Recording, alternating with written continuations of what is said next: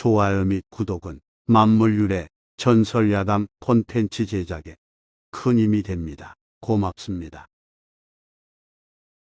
전설야담 백마의 순교를 간직한 마두금 유래.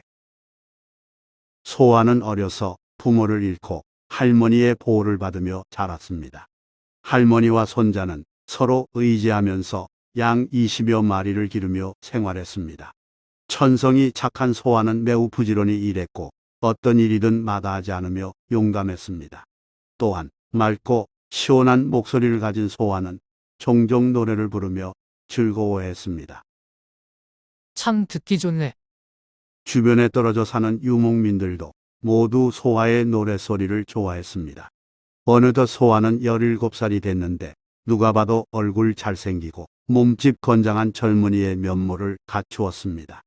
어느 날 소아가 양을 풀어놓고 언덕에서 깜박 잠이 들었을 때 꿈속에서 한 노인이 나타나 소아에게 기쁜 소식을 알려주듯 말했습니다. 얘야, 북쪽 호숫가에 가면 하얀 말이 있을 테니 그 말을 데리고 집으로 돌아오너라. 그 직후 소아는 잠에서 깼는데 마치 진짜 들은 얘기처럼 귓가에 생생했습니다. 혹시나 하는 마음으로 소아가 북쪽을 바라보자 멀어서 작게 보이는 하얀 물체가 호숫가를 빙빙 돌고 있었습니다.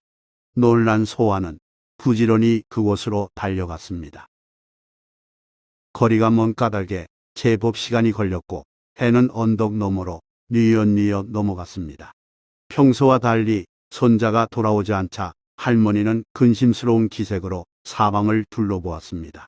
그때 북쪽에서 소아가 흰색 망아지를 끌고 돌아오는 모습이 보였습니다.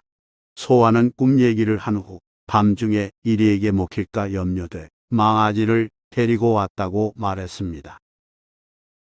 이날 이후 망아지는 소아의 가장 가까운 친구가 됐습니다.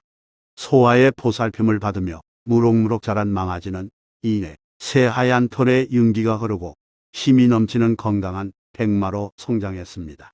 어느 날 밤 소아는 잠을 자던 중 다급한 말 울음소리에 놀라 깼습니다. 급히 문을 열어보니 백마가 우리 바깥에서 큰 잿빛 이리를 맞고 있었습니다. 소아는 재빨리 뛰어나가 이리를 쫓아내고 크게 놀란 백마를 다독거려 주었습니다. 혼자 이리를 막아내느라 온몸이 땀투성이가 된 백마는 그제서야 안정을 되찾았습니다. 많이 놀랐지. 내가 잘 지켜줄게.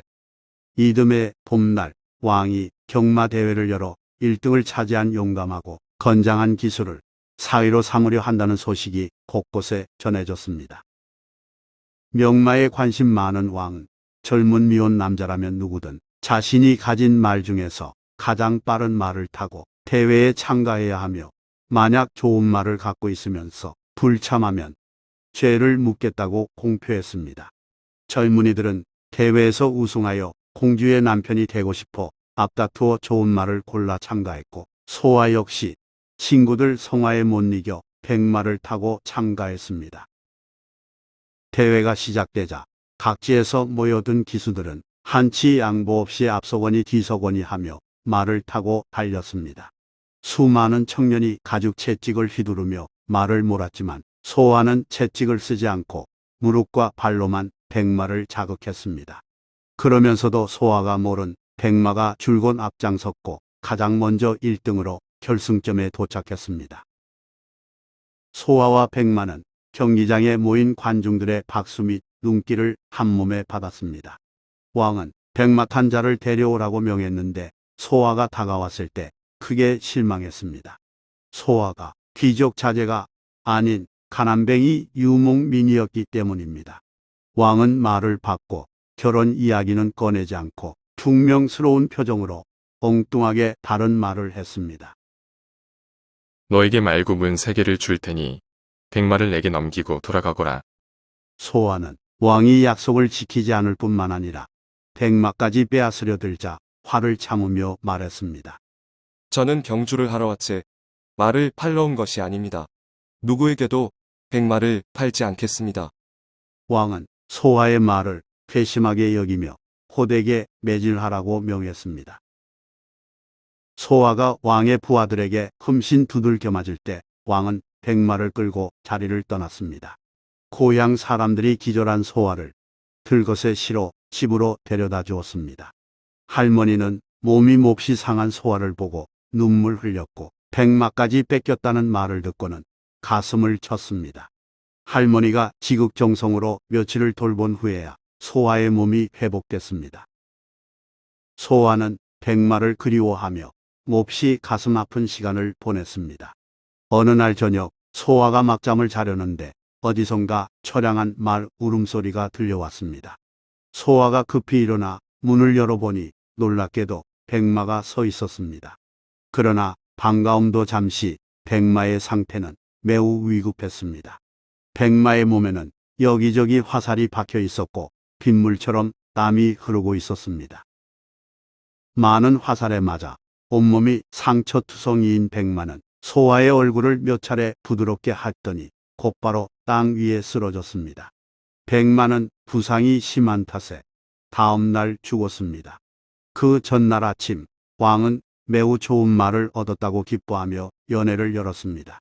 왕은 들뜬 마음으로 백마 등 위로 올라타려 했는데 백마가 갑자기 일어서며 왕을 떨어뜨렸습니다. 이어 백마는 힘을 써 그 자리를 벗어나 도망쳤습니다. 망신살이 뻗쳐 분노한 왕은 부하들에게 활을 쏘아 백마를 죽이라고 명했습니다. 백마가 아무리 빨리 달려도 화살을 피할 수는 없었습니다. 백마는 여러 화살에 맞은 채 계속 달려 소화가 사는 집을 향했습니다. 그리고 어린 주인에게 작별 인사하고 숨을 거두었습니다. 백마가 죽자 소화는 괴로워 잠을 이루지 못했습니다.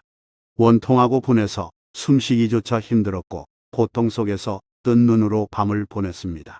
그러다가 너무 피곤하여 깜빡 잠들었을 때 꿈속에서 백마가 소화 앞으로 돌아왔습니다.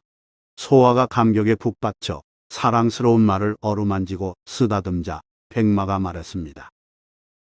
주인님, 만약 제가 영원히 당신을 떠나지 않기를 원한다면 저의 가죽과 뼈와 터럭으로 악기를 만드세요. 그리고 쓸쓸함을 없애고 싶거나 제가 그리울 때 그 악기를 연주하세요. 그러면 우리는 영원히 헤어지지 않을 거예요. 잠에서 깬 소화는 백마의 말대로 말의 뼈와 힘줄, 고리를 이용해 두 줄로 된 현악기를 만들었습니다. 손잡이의 맨 끝에는 특별히 말의 머리를 조각했습니다. 소화는 이렇게 탄생한 악기 마두금을 연주할 때마다 백마와의 추억을 떠올렸고 한편으로 그 순결을 느끼며 마음의 안정을 찾았습니다. 이때부터 아름답고 부드러운 저음의 마두금은 몽골 초원 유목민의 하루를 위로해주는 악기로 사랑받으며 널리 퍼졌다고 합니다.